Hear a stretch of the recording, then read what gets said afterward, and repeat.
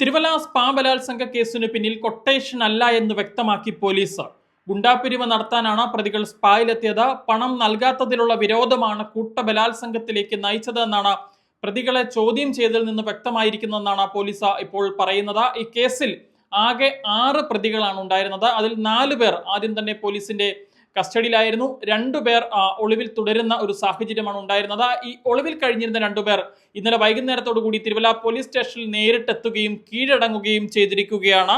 ആയാപ്പറമ്പ് കാടത്തു വീട്ടിൽ സാജൻ തോമസ് 23 വയസ്സ്, മഞ്ഞാടി ഊരേത്ര തൈമലയിൽ കിരൺ തോമസ് 22 എന്നിവരാണ് ഇന്നലെ പോലീസ് സ്റ്റേഷനിലെത്തി കീഴടങ്ങിയത്. ഇതോടുകൂടി ഈ സംഭവത്തിൽ ഉൾപ്പെട്ടിട്ടുള്ള 6 പ്രതികളും പോലീസിന്റെ പിടിയിലായിട്ടുണ്ട്. ഈ സംഭവത്തിലെ 1-ാം പ്രതിയായിട്ടുള്ള മരണം സുബിൻ എന്ന പേരിൽ അറിയപ്പെടുന്ന സുബിൻ അലക്സാണ്ടർ, ഇയാളെ പോലീസ് കസ്റ്റഡിയിൽ വാങ്ങുകയും വിശദമായി തന്നെ വീണ്ടും ചോദ്യം ചെയ്യുകയും ഈ സംഭവം നടന്ന സ്പായിലെത്തി തെളിവെടുപ്പടക്കം പൂർത്തീകരിക്കുകയും ചെയ്തിരിക്കുകയാണ്. അതിനുശേഷമുള്ള മറ്റു പ്രതികളെയും വിശദമായി പോലീസ് ചോദ്യം ചെയ്തു. ഇതിനുശേഷമാണ് ഈ സംഭവത്തിന് പിന്നിൽ കൊട്ടേഷൻ ഇല്ല, ഇത് ഗുണ്ടാപ്പിരിവ് ചോദിച്ചത് നൽകാത്തതിലുള്ള വിരോധമാണ് ഇത്തരത്തിലൊരു കൂട്ടബലാത്സംഗത്തിലേക്ക് നയിച്ചത് എന്നുള്ളത് പോലീസ് ഇപ്പോൾ വ്യക്തമാക്കുന്നത്. ആദ്യഘട്ടത്തിലും പോലീസ് പറഞ്ഞിരുന്നത് ഇത് തന്നെയാണ്. ഗുണ്ടാപ്പിരിവ് നൽകാത്തതിലുള്ള വിരോധം മൂലം അതൊരു കൂട്ടബലാത്സംഗത്തിലേക്ക് നയിച്ചു എന്നാണ് അന്ന് പോലീസ് പറഞ്ഞിരുന്നത്. എന്നാൽ അതിനുശേഷമാണ് ഈ സംഭവം പോലീസ് പറയുന്നത് പോലെ അല്ല, ഇതിന് പിന്നിൽ കൊട്ടേഷനാണ് എന്ന ആരോപണവുമായി സ്പായുടെ ഉടമ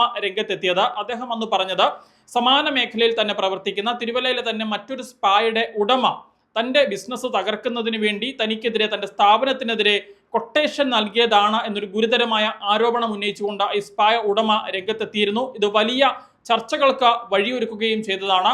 തിരുവല്ല പോലീസ് സ്റ്റേഷനിലെ ചില പോലീസുകാർക്കും ഇതിൽ പങ്കുണ്ട്.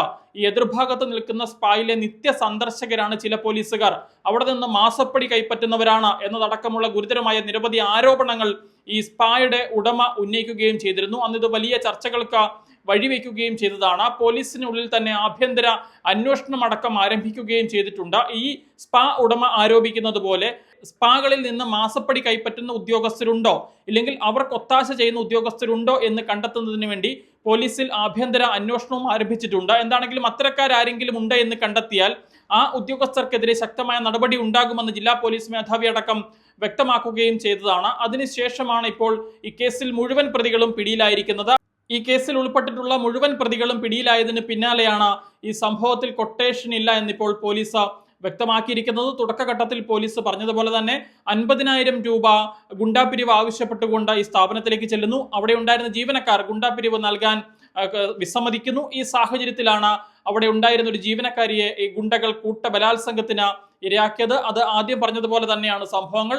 ഈ സ്പാ ഉടമയുടെ ആരോപണങ്ങൾക്ക് അടിസ്ഥാനമില്ല എന്നുള്ളതാണ് നിലവിൽ പോലീസ് പറയുന്നത്. എന്താണെങ്കിലും കേരള മനസാക്ഷിയെ തന്നെ ഞെട്ടിച്ച സംഭവം നടന്നത് ഫെബ്രുവരി മാസം 1-ാം തീയതിയാണ്. ഫെബ്രുവരി 1-ാം തീയതി ഉച്ചയ്ക്ക് ശേഷം 3:30 കൂടിയാണ് 6-അംഗ ഗുണ്ടാ സംഘം തിരുവല്ലയിൽ ഒരു സ്പായിലേക്ക് എത്തുന്നത്. അവിടെ എത്തിയതിനു ശേഷം 50,000 രൂപ ഗുണ്ടാപ്പിരിവ് ആവശ്യപ്പെടുന്നു. പണം നൽകാൻ അവിടെ ഉണ്ടായിരുന്ന ജീവനക്കാർ വിസമ്മതിച്ച ഘട്ടത്തിൽ സ്പാ ജീവനക്കാരെ കൂട്ടബലാത്സംഗത്തിന് ഇരയാക്കുകയായിരുന്നു. അതോടൊപ്പം തന്നെ സ്പായിൽ ഉണ്ടായിരുന്ന ഒരു കസ്റ്റമറെ, അയാളുടെ കൈവശം ഉണ്ടായിരുന്ന പണമൊക്കെ പിടിച്ചു വാങ്ങിയതിനു ശേഷം നഗ്നനായി ഈ ജീവനക്കാരിക്കൊപ്പം കിടത്തിക്കൊണ്ട് ദൃശ്യങ്ങൾ ചിത്രീകരിക്കുകയും അടക്കം ചെയ്തതാണ്. എന്താണെങ്കിലും വലിയ കോളിളക്കം സൃഷ്ടിച്ച തിരുവല്ല സ്പാ ബലാത്സംഗ കേസിൽ മുഴുവൻ പ്രതികളും പോലീസിന്റെ പിടിയിലായിരിക്കുകയാണ്.